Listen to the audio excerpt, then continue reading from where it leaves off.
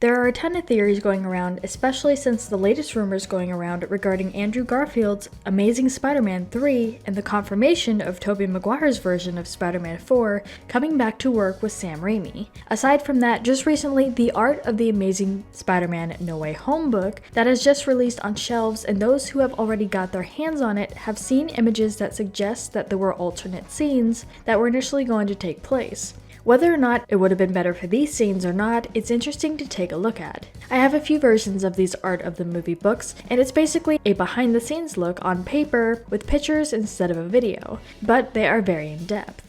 So these pictures and deleted scenes suggest that the film could have had a whole different plot, and it's hard to tell exactly what that could have been in the images, but what it shows is instead of Tom Holland's Spider-Man making the mistake of messing up Doctor Strange's spell, Doctor Strange himself brings the others to Tom Holland's rescue on the rooftop. This first image shows Strange seemingly still in the city, just somewhere else in a different timeline, and the others jump out. From the looks of it, Strange would have even been there for the whole sequence. There's no MJ or Ned in sight. The two more experienced Spider-Man still seem to be summoned to help console Tom's Spider-Man after Aunt May's death. In the final version of No Way Home, Peter 2 and Peter 3 were instead summoned into this universe thanks to Ned and MJ as they tried to portal Tom Holland's Spidey to them.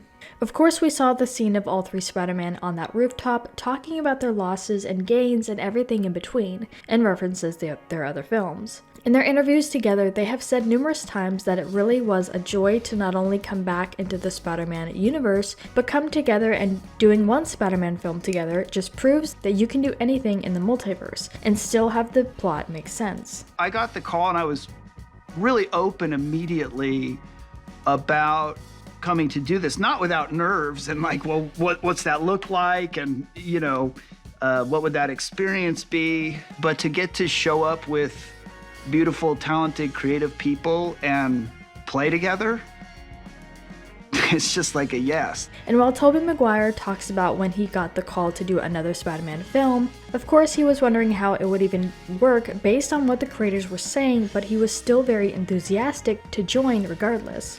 Given his age, it kind of surprises me that he would, to this day, still want to continue with the Spider-Man 4 with Sam Raimi, but still nonetheless he wants to expand the story. And it seems like since he has worked on No Way Home, there's endless articles out there with his name on it, with him saying that he's very excited to make a return on his standalone Spider-Man film. Working with Andrew Garfield and Tom Holland was so dear to me. It really was special. A very rich experience for me, all around. It kind of reinvigorated my interest in performing, he said. Even the actor who plays Sandman, Thomas Church, revealed his excitement to return as his character. Whether or not his character will fit into the storyline is still up in the air, but with more cast members that are eager to come back, I feel that more than likely the movie will be made. Andrew Garfield even went on to say how excited he was to come back into the Spider-Man world. The nerd in me, the fanboy in me, on so many levels said yes. I think one of the things that's exciting that we're exploring in this film is finding each other within ourselves, and how weirdly us finding each other in this other dimension, we kind of heal things in each other, and we challenge things in each other, or we represent parts of ourselves that maybe we've lost. And we have spoken recently regarding Andrew Garfield making a return as well in regards to The Amazing Spider-Man. According to Garfield, he would love to come back, but on one specific condition. As he wants Kevin Feige tied to the project, it feels unlikely that this version would come back considering he's busy with the Marvel lineup. Doesn't mean it could never happen, however. Kevin Feige has been the man responsible for watching over the development and growth of the MCU for many years now. It's safe to say he has a lot of experience, which makes him better understand what works and what doesn't in superhero films. As proof of that, he gave notes to Sony on things that could have been improved for The Amazing Spider-Man 2, and yes, he was right about them. Some of his notes included that there were too many storylines and too much back and forth between Gwen and Peter. Seemingly, Sony has certain things they want to do with this Spider-Man character, and if other creators get in the way of whatever storyline that is, and there's disagreements, the whole thing gets scrapped as it has before.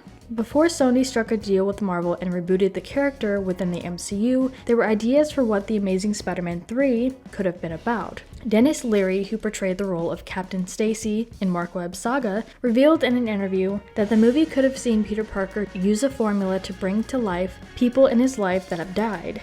Of course, this wasn't Kevin Feige's idea, and Andrew Garfield didn't really want to be involved with this storyline and declined return. But we wanted to turn this around to you guys. What did you think about all these moments? And do you think the movie could have been better if this scenario would have played out instead? Let us know what your thoughts are in the comments down below.